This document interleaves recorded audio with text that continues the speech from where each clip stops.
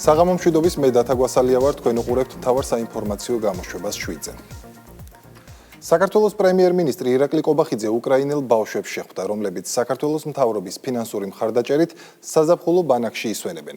ირაკლი კობახიძემ სამთავრობო გუნდის წარმომადგენლებთან ერთად ბანაკის მონაწილეებს სადილზე უმასპინძლა. პროგრამის პირველ ეტაპზე ბანაკს კიევიდან შეიარაღებული ძალების სამხედრო მოსამსახურეების შვილები, ომის შედეგად დაობლებული ბავშვები და მათი თანმხლები პირები სტუმრობენ. ადრიანი ვიზიტის ფარგლებში მათთვის დაგეგმილია კულტურულ შემეცნებითი, სპორტული და გასართობი აქტივობები, ასევე ექსკურსიები საქართველოს სხვადასხვა კუთხეში. პროექტის ფარგლებში 4-15 ივლისს ბანაკის სუმიდან ეროვნული გვარდიის სამხედრო მოსამსახურეების შვილებს უმასპინძლებს. ეს პროგრამა ხორციელდება უკვე მე-5 წელიწადია მას შემდეგ რაც დაიწყო ომი უკრაინაში. დიდი მადლობა მე და გადავხადოთ პრემიერ-მინისტრს, მისი უშუალო ხელმძღვანელობით ხორციელდება ეს პროგრამა. ჩვენ ვცდილობთ რომ ჩამოვიყვანოთ უკრაინელი ბავშვები კონკრეტულად იმ რეგიონებიდან, რომელსაც ყველაზე მეტად არის დაზარალებული ომისგან. ეს ნაკადი ჩამოვიშვილი არის კიევიდან, მეორე ნაკადი ჩამოვა სუმიდან და ჩამოდის 4 ივლისს. მასპინძლობთ ყოველ წელს 5 წლის განმავლობაში უკრაინის შეიარაღებული ძალების თანამშრომლების და მოსამსახურეების შვილებს და ოჯახებს. ეს არის ძალიან მნიშვნელოვანი ღონისძიება, რაც ხელს უწყობს ჩვენს ქვეყნებს და ჩვენს ხალხებს შორის მეგობრობის და ურთიერთობის გაღრმავებას და გაძლიერებას. მომწონს, რომ აქ არ არის განგაშის ხმები და შეიძლება ღამე ნორმალურად და მშვიდად დაძინება. არ გვეღვიძება რუსეთის დაბომბვებისგან. ბანაკის პროგრამით კმაყოფილი ვარ. ძალიან კარგი ლიდერები გვყავს. ბევრ საინტერესო თამაშებს და დავალებებს გვიმზადებენ. დიდ მადლობას ვუხდით ორგანიზატორებს. აქ ჩვენ არ გვეშინია იმის, რომ ვინმე რამეს გვაწყენინებს. დუბროვნიკის საერთაშორისო ფორუმის მეორე დღე. მაღალი დონის დისკუსიებისა და ორმხრივი შეხვედრების ფონზე დღეს განსაკუთრებული ყურადღება ფორუმის ცენტრალურ პანელურ დისკუსიას ეთმობა, სადაც საქართველოს ვიცე-პრემიერი საგარეო საქმეთა მინისტრის სიტყვით გამოვიდა და მულტივექტორულ დიპლომატიაზე ისაუბრა. საქართველოს საუკეთესო მაგალითია თუ რას ნიშნავს პრაქტიკაში მულტივექტორული დიპლომატია, აღნიშნა მაკა ბოჭორიშვილმა. მისი განცხადებით მნიშვნელოვანია სწორი ბალანსის პოვნა ღიაობასა და უსაფრთხოებას, ისევე როგორც ეროვნულ ინტერესებსა და საერთაშორისო თანამშრომლობას შორის. ასევე საგარეო საქმეთა მინისტრმა გამოსვლის დროს შუადერეფნის მნიშვნელობასა და აღნიშნულ მარშრუტში საქართველოს როლზე გაამახვილა ყურადღება. თეკლა ბესტავაშვილი გვეტყვის მეტს, რომელიც ხორვატიიდან გვიერთდება. თეკლა, გისმით.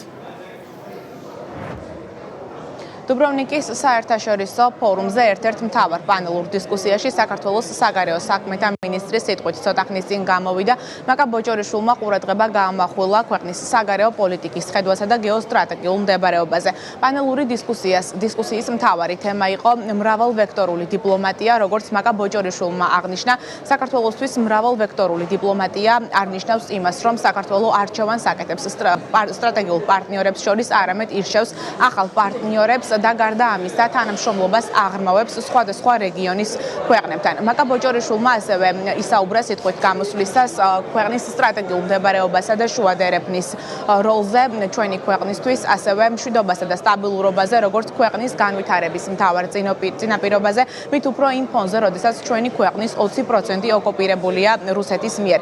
სიტყვის გამოსვლისას საქართველოს საგარეო საქმეთა მინისტრმა დღეს კიდევ ერთხელ დაადასტურა, რომ საქართველოს სტრატეგიული არჩევანი ევროკავშირში ინტეგრაცია.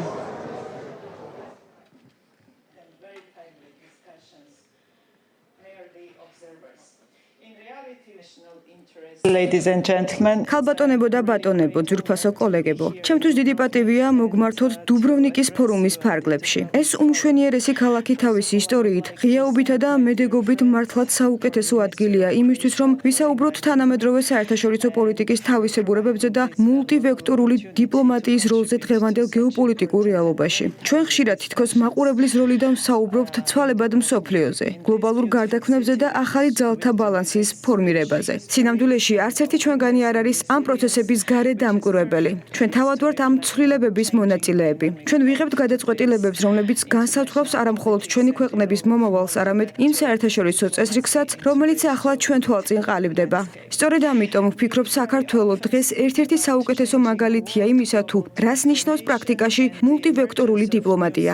ჩვენი ისტორია, ჩვენი გეოგრაფია, ჩვენი უსაფრთხოების გარემო და ჩვენი ეკონომიკური ინტერესები გვაიძულებს ყოველდღიურად ვიპოვოთ სწორი ბალანსი ურთიერთობასი პრინციპებსა და პრაგმატიზმს შორის, ღიაობასა და უსაფრთხოებას შორის, ეროვნულ ინტერესებსა და საერთაშორისო თანამშრომლობას შორის. საქართველო მართლაც გზაჯვარედინზე მდებარეობს. ჩვენს ირგვლივ იკვეთება სხვადასხვა ძალა, განსხვავებული ხედვები, ინტერესები და სტრატეგიული ამბიციები. ამ რეალობაში ცხოვრება ჩვენგან განსაკუთრებულ სიფრთხილეს, სიზუსტესა და პასუხისმგებლობას მოითხოვს. გეოგრაფია ის მოცულობა, რომელმაც ისტორიის მანძილზე ბევრი გამოწვევის წინაშე დაგვაყენა, თუმცა ისიც გვასწავლა თუ როგორ უნდა ვიმოქმედოთ იმისთვის, რომ გამოწვევებმა შესაძლებლობები არ დაგვაკარგინოს. დღეს, როდესაც ძალაუფლების ცენტრები მრავლდება და ეკონომიკური კონკურენცია სულ უფრო მეტად განსაზღვრავს საერთაშორისო პოლიტიკას, განსაკუთრებული მნიშვნელობა ენიჭება იმ ქვეყნებს, რომლებიც არა დაყოფის, არამედ დაკავშირების ფუნქციას ასრულებენ. საქართველოს სწორედ ასეთი როლი აქვს. დღეს, როდესაც მსოფლიო ახალ ეკონომიკურ მარშრუტებს ეძებს, ხოლო მიწოდების ჯაჭვების მდგრადობა გლობალური უსაფრთხოების ერთ-ერთ მთავარ ელემენტად იქცა, ჩვენი ქვეყნის გეოგრაფიული მდებარეობა ახალ სტრატეგიულ მნიშვნელობას იძენს. შუადარაფანი აღარ არის მხოლოდ სატრანსპორტო მარშრუტი. ის არის ახალი გეოეკონომიკური სივრცე, რომელიც ერთმანეთთან აკავშირებს ევროპას, სამხრეთ კავკასიას, ცენტრალურ აზიასა და აღმოსავლეთს. ეს არის სივრცე, სადაც ერთმანეთს ხვდება ვაჭრობა, ენერგეტიკა, ციფრული კავშირები, ინოვაცია, საერთო იდეები და ინტერესები. საქართველოს მიზანია იყოს ამ პროცესის არა მხოლოდ გეოგრაფიული ნაწილი, არამედ მისი სანდო, პროგნოზირებადი და პასუხისმგებლიანი პარტნიორი. უნდა გვავიწყდება, რომ ვერც ერთი ეკონომიკური პროექტი ვერ იქნება წარმატებული თუ მის საფუძველში მშვიდობა და უსაფრთხოება არ დგას. ქვეყანა, რომლის ტერიტორიის 20% ოკუპირებულია რუსეთის მიერ, მშვიდობაზე სხვებზე მეტ საუბრობს არა იმიტომ, რომ სუსტია, არამედ იმიტომ, რომ ყველაზე კარგად იცის მშვიდობის ფასი. სწორედ ამიტომ საქართველოს საშინაო საგარეო პოლიტიკის ერთ-ერთი მთავარი ამოცანა მშვიდობისა და სტაბილურობის უზრუნველყოფაა. დუბროვნიკის საერთაშორისო ფორუმი გუშინ გაიხსნა ოფიციალურად. ფორუმს წელს განსაკუთრებული თარიღი აქვს, 20 წლის იუბილეს აღნიშნავს. შესაბამისად, უფრო და უფრო იზრდება ყოველწლიურად ფორუმის მასშტაბები. 2 დღის განმავლობაში აქ შეკრებილნი არიან მსოფლიოს სხვადასხვა ქვეყნის ლიდერები, საგარეო საქმეთა მინისტრები.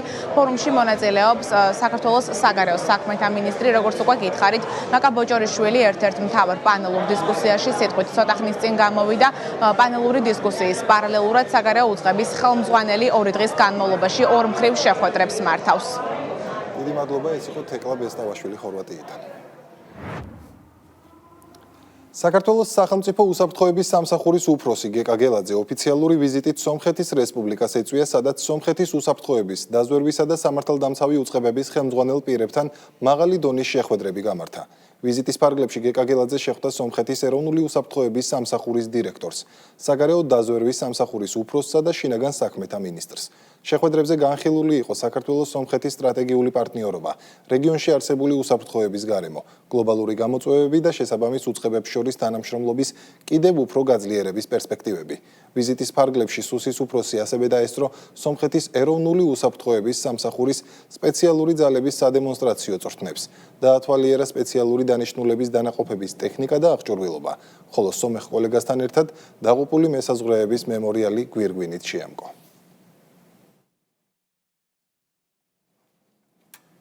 ამერიკის შეერთებულ შტატებში ფარას კანონის გამკაცრების ინიციატივის ფონზე ქართული ოცნება აცხადებს, რომ უცხოური გავლენებისა და გარეჩარევების პრევენციისთვის დაფინანსების გამჭვირვალობა აუცილებელია და მსგავსი მიდგომა საქართველოსთვისაც მნიშვნელოვანი. მმართველი გუნდის შეფასებით ეს კიდევ ერთხელ ადასტურებს, რომ წამყვანი სახელმწიფოების სუვერენიტეტისა და ეროვნული ინტერესების დასაცავად შესაბამის მექანიზმებს იყენებენ. რაც შეეხება ოპოზიციას ნაციონალურ მოძრაობაში, საქართველოს შემთხვევაში ფარას ანალოგიურ კანონმდებლობას აკრიტიკებენ, თუმცა მიაჩნიათ, რომ მსგავსი კანონის გამკაცრება ამერიკის შეერთებული შტატებისთვის მისაღებია. შეგახსენებთ, რომ კანონის გამკაცრება ვაშინგტონის დღის წესრიგში მას შემდეგ დადგა, რაც უცხოელი აგენტების რეგისტრაციის თავიდან არიდებას კანონმდებლობაში არსებული ხარვეზებით ახერხებდნენ. კანონმდებლობის დახვეწის შემდეგ კი დაურეგისტრირებელი აგენტები ლობისტურ საქმიანობას და ამერიკულ პოლიტიკაში ჩარევას ვეღარ შეძლებენ. დეტალები ბორენა ონიანის სიუჟეტში. ამერიკის შეერთებული შტატები უცხო ქვეყნების გავლენისა და დაფინანსების წინააღმდეგ ფარას კანონს ამკაცრებს. კანონ პროექტი, რომელსაც ამერიკის კონგრესში ორპარტიული მხარდაჭერა აქვს, სენატის საგარეო ურთიერთობათა კომიტეტმა უკვე მიიღო. ფარას გამკაცრება ვაშინგტონის დღის წესრიგში მას შემდეგ დადგა, რაც უცხოელი აგენტები რეგისტრაციის თავიდან არიდებას კანონმდებლობაში არსებული ხარვეზებით ახერხებდნენ. კანონის გამკაცრების ერთ-ერთი ინიციატორი სენატორი ჯიმ რიშია, რომელიც საქართველოს გამჭვირვალობის კანონის მიღების გამო მწვავედ აკრიტიკებდა. წლების განმავლობაში ამერიკის მთავარმა მოწინააღმდეგეებმა ამერიკის შეერთებული შტატების ლობირების კანონმდებლობაში არსებული სისუსტეების საკუთარი გეოპოლიტიკური ინტერესების გასატარებლად გამოიყენეს. ფარას გამკაცრების გადაწყვეტილებამდე ეროვნული უსაფრთხოების დასაცავად გამჭვირვალობის მნიშვნელობა აღიარეს ევროკავშირის წევრმა ქვეყნებმაც. შეერთებულ შტატებში ფარას კანონმდებლობის გამკაცრებამ კიდევ ერთხელ წერტილი დაუსვა იმ სრულიად მავნებლურ პოლიტიკას, რასაც რადიკალები ქვეყნის შიგნით და ქვეყნის გარეთ მათი დამფინანსებლები იქნებოდა ეს ევრობიუროკრატია თუ ბაიდენის ადმინისტრაცია აწარმოებდა საქართველოში გამჭვირვალობის შესახებ კანონის მიღების დროს. როგორ უწოდეს მას რუსული კანონი, მაშინ როდესაც ფარა იყო სიტყვით გადმოთარგმნილი და როგორ შეეცადნენ ქართველი ხალხის აღელვებას იმ მოცემულობაში, სადაც პირიქით ეს კანონმდებლობა სწორედ ქართველ ხალხს იცავს გარე შემოდინებებისგან. კანონი, რომელიც ეფექტურად მუშაობს ამერიკის შეერთებულ შტატებში, კანადაში თუ ევროკავშირის სხვადასხვა ქვეყანაში, რატომ არის ცუდი საქართველოსთვის? ამ კითხვაზე პასუხი გამჭვირვალობის კრიტიკოსებისგან ისევ ბუნდოვანია. ამ კანონ პროექტის მიზანი არის სამოქალაქო ორგანიზაციების განადგურება. ეს ყველაფერი კარგად ჩანს ზედაპირზე, განსხვავებით ამერიკისა, სადაც შეიძლება ნამდვილად ლეგიტიმური მიზნები ქონდეს, თქვათ, ასეთ კანონ პროექტების მიღებას და მართლა უცხო გავლენის წინააღმდეგ ბრძოლა იყოს. ოპოზიციისგან განსხვავებით ეროვნული ინტერესების დაცვის მნიშვნელობაზე საუბრობენ მმართველ გუნდში. საპარლამენტო უმრავლესობის წევრების თქმით, უცხოური ჩარევის წინააღმდეგ ბრძოლა ქვეყნის უსაფრთხოებისთვის უმთავრესია. ჩვენ როდესაც საუბრობდით, რომ ქვეყანაში ასე თქვა დესტრუქციული პოლიტიკა ტარდებოდა, სწორედ ეს დესტრუქციული პოლიტიკა ფინანსდებოდა უცხოეთიდან. ამიტომ აუცილებლობა მოიტანა, რომ ეს გამჭვირვალობის კანონი ჩვენთანაც ყოფილიყო. მაგრამ სწორედ იმ ძალებისათვის, ვინც ამ ასე თქვა ფარული დაფინანსების წყალობით ახორციელებდა ამ დესტრუქციულ პოლიტიკას გარეთ თუ შიგნით, რა თქმა უნდა, მათ ეს არ მოეწონათ. და ამიტომ ცდილობდნენ, რომ მოსახლეობა, რომელიც არ იყო ჯერ თავის დროზე ამაში გათვითცნობიერებული, შეეყვანათ გარკვეულ ასე თქვა შეცდომაში. ფარას კანონი, რომელიც გაცილებით უფრო ესე თქვა მკაცრი კანონია, ვიდრე იყო ჩვენი, რაც მივიღეთ საქართველოში. კიდევ უფრო ამკაცრებენ, რომ რაიმე ტიპის გვერდისავლით არ მოხდეს შავი ფულის, ესე ვთქვათ, ამერიკის შეერთებულ შტატებში ეს თქვა შედინება, ეს კანონი არის ძალიან აუცილებელი ჩვენი ქვეყნის მომავლისთვის, განვითარებისთვის და უპირველეს ყოვლისა მშვიდობისთვის. უცხოეთიდან მართული არეულობისა და რევოლუციური მცდელობების მომსწრე ბოლო წლების განმავლობაში ქართველი ხალხი არაერთხელ ყოფილა. სწორედ ამიტომ გარესაფრთხეებისგან დასაცავად ქვეყანაში ამერიკული ფარას ანალოგი კანონი მოქმედებს. სპეციალური პენიტენციური სამსახურის გენერალური დირექტორის გიორგი პატარიძის განცხადებით, ელენე ხოშტარიას მიერ შერჩეულ ექიმთან, მაკა იოსელიანთან შეხვედრის მზადყოფნა ნებისმიერ დროს არსებობს, რათა მსჯავრდებულის ჯანმრთელობის მდგომარეობა და სამომავლო მკურნალობის ტაქტიკა დეტალურად განიხილონ. მისივე თქმით, ექიმს დაუყოვნებლივი შეხვედრა პარასკევს შესთავაზეს, თუმცა მაკა იოსელიანმა დროის უქონლობის გამო შეხვედრა ორშაბათამდე გადადო. პენიტენციურ სამსახურში აცხადებენ, რომ უწყება მზად არის პროცესს ოპერატიულად და პროფესიულად მოეკიდოს.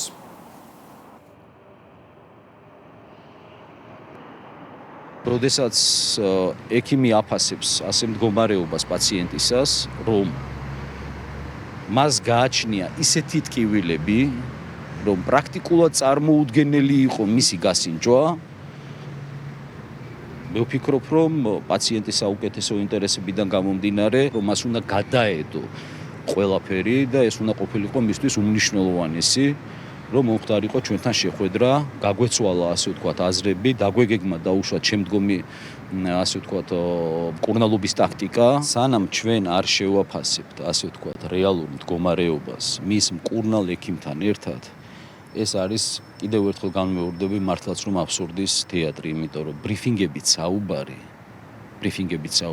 როდესაც ექიმი გამოდის და იძახის, რომ ადამიანი განიცდის ასე ვთქვათ საშინელ ტკივილებს და ამ დროს ბრიფინგებით ესაუბრები პენიტენციურ სამსახურს, მე ვფიქრობ, რომ ეს უბრალოდ არ ვიცი, ყველაფერს მოკლებული არის. მინდა ვისარგებლო ასე ვთქვათ სიტუაციით და მივმართო ქალბატონ მაკას იოსელიანს, შაურდებული ელენე ხოშტარიას ექიმს.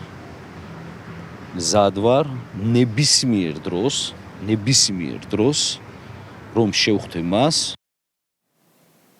ბათუმში სახელმწიფო დაცვის სპეციალური სამსახურის დაარსებიდან 32 წლისადმი მიძღვნილი ღონისძიება გაიმართა. აჭარის მთავრობის თავმჯდომარემ ზურაბ პატარაძემ სახელმწიფო დაცვის სპეციალური სამსახურის ხელმძღვანელთან ერთად სამსახურის თანამშრომლებს პროფესიული დღემიულოცა და გაწეული საქმიანობისთვის მადლობა გადაუხადა. ღონისძიებას ბათუმის მერი, ადგილობრივი ხელისუფლებისა და სახელმწიფო დაცვის სპეციალური სამსახურის წარმომადგენლები ესწრებოდნენ. დღესვე სამსახურის წარმატებული თანამშრომლები მედლებითა და სიგელებით დაჯილდოვდნენ. შევაჯამეთ 32 წელი თუ რა პირობებში მუშაობდით სხვადასხვა სტრუქტურები საქართველოს დამოუკიდებლობის დღეებიდან და დღეს რამდენად გაძლიერებულია სტრუქტურა ყველა მიმართულება მინდა ვისარგებლოს შემთხვევით და მიულოცო სახელმწიფო დაცვის სპეციალურ სამსახურს იუბილე უსურვო თითოეულ თანამშრომელს წარმატება განსაკუთრებით მიულოცო აჭარის მთავარი სამმართველოს და რა თქმა უნდა ერთად ჩვენი ქვეყნის წარმატებისთვის ბევრი სიკეთე გვეკეთებინოს. ეს დღე აქ გვექცა ტრადიციულად და ვაჯილდოვებთ წლის განმავლობაში გამორჩეულ თანამშრომლებს. მინდა ასევე სიამაყით აღვნიშნო, რომ აჭარის მთავარ სამმართველოს საქმიანობა გაცდა აჭარის რეგიონს და იგი ხშირად სხვა რეგიონებშიც ასრულებს თავის ფუნქცია მოვალეობას, რითაც გვიადვილებს ჩვენ საერთოდ სახელმწიფო დაცვის სპეციალური სამსახურის საქმიანობას. კიდევ ერთხელ მინდა აჭარის მთავარი სამმართველოს თანამშრომლებს გადაუხადო მადლობა და უსურვო მათ პროფესიული წარმატებები. სახელმწიფო დაცვის სპეციალური სამსახური თავისი ერთგულებით, პროფესიონალიზმით, ხელმძღვანელობით უზრუნველყოფს ქვეყანაში ინსტიტუციურ სტაბილურობას, სახელმწიფო პოლიტიკური თანამდებობის პირებისთვის სრულ გარანტიებს და თავისუფლებას იმისთვის, რომ ქვეყნისთვის, სახელმწიფოსთვის მნიშვნელოვანი და სასარგებლო გადაწყვეტილებები თამამად მიიღოს. საზეიმო ვითარებაში ჩატარდა ღონისძიება, რა დროსაც დაჯილდოებული იქნენ სახელმწიფო დაცვის სპეციალური სამსახურის თანამშრომლები სხვადასხვა მედლებითა და სიგელებით. უხმა ნალექმა და წყალმოვარდნებმა სენაკის მუნიციპალიტეტში პრობლემები შექმნა. დაიტბორა ქუჩების, საცხოვრებელი სახლების პირველი სართულები და ეზოები, ასევე სახნავს ათესი ფართობები. სტიქიამ დააზიანა მუნიციპალური ინფრასტრუქტურა, შიდა გრუნტოვანი გზები და ხიდების ნაწილი.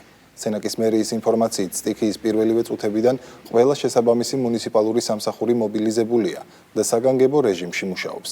პრობლემურ ლოკაციებზე საგანგებო სიტუაციების მართვის სამსახურის ბრიგადები და ადგილობრივი თვითმმართველობის წარმომადგენლები იმყოფებიან, ხოლო მოსახლეობის შეტყობინებებზე რეაგირება უწყვეტ რეჟიმში მიმდინარეობს.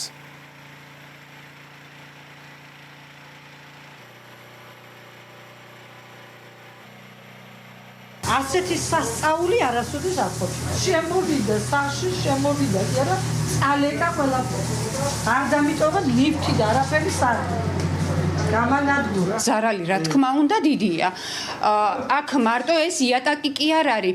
არის კუხნაში იყოს არეცხი მანქანა, მაცივარი, ყველაფერი განადგურდა. ბრენა დაიწყორა რა პირველი სართული. ძალიან ძლიერი ესეთი არ ყოფილა რა. აქ დავიბადე და გავიზარდე და ეგეთი ძლიერი არ ყოფილა. დააზიანა სარდაფში ყველაფერი ლიფტები, ანუ ვინისთვის რაც ქონდა ჯორჯელი, ვინო გავდა ფრინველის და გააჩო ესენი. საფრთხე მოსახლეობას არ ემუქრება. მუნიციპალიტეტის მერიის სამსახურები ადგილობრივი არიან წარმოდგენილი, მიმდინარეობს ზარალის აღწერა და ასევე მიმდინარეობს სტიქიის სალიკვიდაციო სამუშაოები. რუსთავში მწვანე ინფრასტრუქტურის განვითარების პროგრამა ოფიციალურად დაიწყო. გამწვანების პირველი ეტაპი ქალაქის შესასვლელთან გზაგამყოფ კუნძულსა და მიმდებარე ტერიტორიაზე განხორციელდა, სადაც 250 ძირი ხე მცენარე დაირგო. გამწვანების ღონისძიებაში მონაწილეობა ინფრასტრუქტურის მინისტრმა, ქალაქ რუსთავის მერმა, სამინისტროსა და მუნიციპალიტეტის თანამშრომლებმა ერთობლივად მიიღეს. პროგრამა მიზნად ისახავს ქვეყნის მასშტაბით მწვანე ინფრასტრუქტურის განვითარებას, ურბანული გარემოს გაუმჯობესებასა და ეკოლოგიურად მდგრადი სივრცეების შექმნას. მსგავსი გამწვანების ღონისძიებები ეტაპობრივად საქართველოს სხვა ქალაქებშიც განხორციელდება.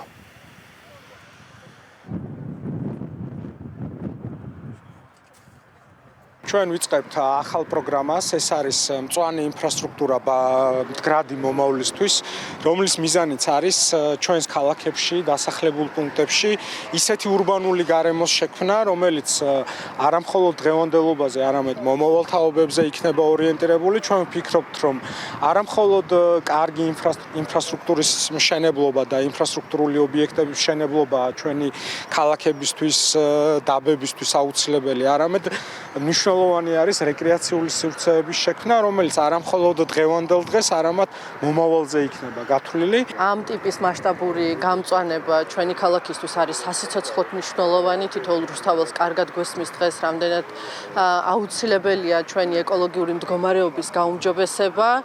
მადლობა მათ ჩვენ ამ მასშტაბს უბრალოდ ქალაქის მასშტაბით ნამდვილად ვერ შევძლებდით, რომ ამ მასშტაბის პროექტი განხორციელებული იყო ჩვენთან. დარწმუნებული ვარ, რომ ეს გამწვანების პროექტი, რომელსაც სამინისტრო ახორციელებს, გაგრძელდება, კიდევ არაერთ არეალს მოვიცავთ. პროგრამის ფარგლებში დღეს რუსთავის შესასვლელთან დაირგო 300-მდე სხვადასხვა სახეობის ხენარგავი, ასევე რუსთავის ტერიტორიაზე რამოდენიმე ბაღში მოეწყო გამწვანების აქცია და ჯამში დაირგო დაახლოებით 1000-მდე ნერგი. პროგრამა მიიღებს კამპანიურ ხასიათს და გავრცელდება მთელი საქართველოს მასშტაბით, რაც ერთი სხვა მნიშვნელოვანია როგორც ტერიტორიის გალამაზებისთვის, ისე კლიმატური პირობების გაუმჯობესებისთვის. ქუთაისში გემოფესტის მეორე დღე მიმდინარეობს. კულინარიული ფესტივალი ქალაქში წელს მეოთხედ იმართება. მასში იმერეთის მასშტაბით მოქმედი 18 ობიექტი მონაწილეობს, რომელთაც როგორც ტრადიციული, ასევე გათანამედროვებული იმერული გემოები აქვთ წარმოდგენილი. გარდა კვების ზონისა წარმოდგენილია სამეწარმეო მარკეტი, აგროზონა და საბავშვო სივრცე. ფესტივალი გალა-კონცერტით დასრულდება. გემოფესტი ქუთაისში გუშინ დაიწყო და ხვალაც გაგრძელდება. ფესტივალის შესახებ მეტ დეტალს შორენა აროშიძის სიუჟეტიდან შეიტყობთ. ხიბლით სავსე იმერეთი გასტრონომიულ დღესასწაულად გადაიქცა. ქუთაისში გემოფესტი იმართება. ვერიკო ანჯაფარიძის სკვერის მიმდებარე ტერიტორიაზე მოიწყო სამეწარმეო ბაზარი, ღვინისა და ხემსის პავილიონი, აგროზონა, საბავშვო სივრცე, გრილისა და ბარის ზონები. გემოფესტის სტუმრებს შესაძლებლობა ჰქონდათ დაეგემოვნებინათ როგორც ტრადიციული, ასევე იშვიათი და ნაკლებად ცნობილი კერძები. ღონისძიებას მუსიკალურად დიჯეები, ბენდი და მსოფლიოში ცნობილი საქსაფონისტი სერ ვალდო ვეზერსი აფორმებდნენ. საინტერესო არის მეთვლი ყოველწელს სხვადასხვა მენიუ ხდება, განსხვავებული კერძები, ყველაფერი ქართული და ადგილობრივი, რა თქმა უნდა, იმერული გემოები და იმერული სამზარეულო. აქ არის კერძები, რასაც ვერსაც სხვაგან ვერ დააგემოვნებენ, მხოლოდ ამ მასპინძლებთან, ვინც აქ არის გამოსული. და ვთვლი, რომ ყველას, ვისაც უნდა ნახოს, რამდენად მრავალფეროვანია ქართული გასტრონომია, გემოებზე აუცილებლად უნდა იაროს. ხელს უწყობთ მგზავრთნაკადის მოზიდვას, არ გვინდა რომ პირველი შთაბეჭდილება მხოლოდ მგზავრთა მომსახურების სივრცე იყოს აეროპორტში მგზავრებისთვის, არამედ გვინდა რომ ახალი იმერული სტუმართა მასპინძლობის გამოცდილება მიიღონ ჩვენმა მგზავრებმა, ვიზიტორებმა. ყველას მოგიწოდებთ ამინდის მიუხედავად შემოგვიერთდით. წარმატებით მიმდინარეობს გემოფესტის მეორე დღეც.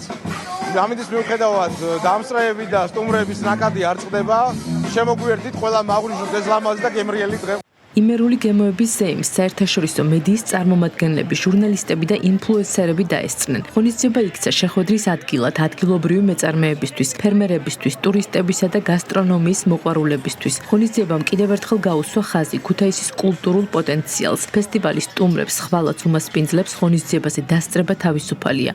კარგი ფესტივალია და ვისურვებ, რომ ყოველ წელიწადს ჩატარდეს სხვადასხვა რეგიონში, როგორც ქართველებისთვის, ასევე უცხოელი სტუმრებისთვის არის ძალიან საინტერესო და შემოქმედებითი გემოფესტის სტუმრობა. იმერეთი არის გემოების მხარე, მასპინძლობის მხარე და ამ დროშის კიდე ყველა განსაკუთრებულად მემზადებით. იმდენი კარგი ადგილი გვაქვს, იმდენი კარგი მასპინძელი გვაქვს, რომ ყველა ერთად ვართ და ყველა ერთი განწყობის. მართლა ეს ამბიციოლოვანია. To experience what food means. აქ მხოლოდ საკვების გამო არ ვარ ჩამოსული. მინდა გავიგო, რას ნიშნავს საკვები საქართველოს ხალხისთვის. ნიდერლანდებიდან ვარ და ჩვენთან საკვები ძირითადად უბრალოდ კვებაა, ხოლო აქ ბევრად მეტი. ამიტომაც მოვედი, რომ არა მხოლოდ კერძები, არამედ მისი მნიშვნელობა შევისწავლო. ყველაზე მეტად მომეწონა სტუმართმოყვარეობა და რა თქმა უნდა, ხინკალი. ჩემი აზრით საუკეთესოა. გემოფესტის მიზანია საქართველოს რეგიონების მრავალფეროვანი სამზარეულოს პოპულარიზაცია და აღნიშნულ სფეროში მომუშავე ადგილობრივი მეწარმეების ხელშეწყობა. მსგავსი ინიციატივები ხელს უწყობს ადგილობრივი ეკონომიკის გაძლიერებას, კულტურული მემკვიდრეობის პოპულარიზაციას და რეგიონების მიმართ ინტერესის ზრდას. ეს იყო ახალი ამბები შვიდზე, დიდი მადლობა რომ იყავით ჩვენთან დროებით.